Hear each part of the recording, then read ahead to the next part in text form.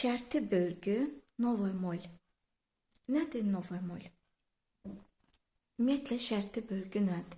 Əsas bölgünün artırılıb azaltılması şərti bölgü adlanır. Novemol əsas bölgünün 8 bərabər hissə əvəzinə 9 bərabər yerə bölünməsinə deyilir. Əsas bölgünün 8 əvəzinə 9 bərabər hissəyə bölünməsi novemol adlanır. Məsələn, bütövu 8 bərabər yerə böləndə 8 dənə 8-lik alınır. Yarımı 8 bərabər yerə böləndə 8 dənə 16-lıq alınır. Bir yarımın içində 8 dənə 16-lıq var. Çünki bir yarımın içində 2 çərək varsa, hər çərəyin içində 4 16-lıq varsa, demək ki, 2 çərəyin içində də 8 16-lıq olacaq. Bir sözlə, bir yarımın içində 8 dənə 16-lıq varsa, bir yarımın içində 8 dənə bəli 16-lıq varsa, novemolda üstə gəl 1. 8 əvəzinə 9 bərabər yerə böləcəyik. Həmin o yarımı 2 və-yə sayılan müddəti.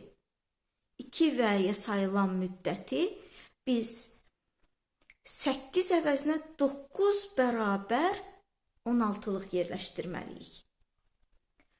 Burada gördüyümüz qaydada.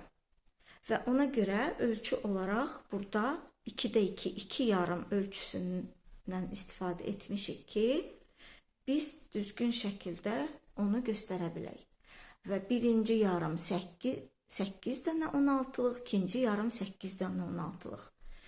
Digərində isə birinci yarıma, orada bircə dəqiqə birləşdirməli.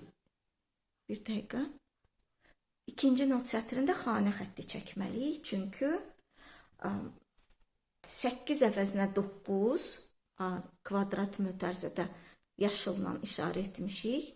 O bir yarımımız, növbəti 9-luq da novemol, o da ikinci yarımımız. Oradan xanə xətti çəkilməli idi və 2 yarım bir xanənin içində 2-də 2 ölçüdə beləcə 2 yarım əmələ gəlmiş olur. Bu da novemoldur.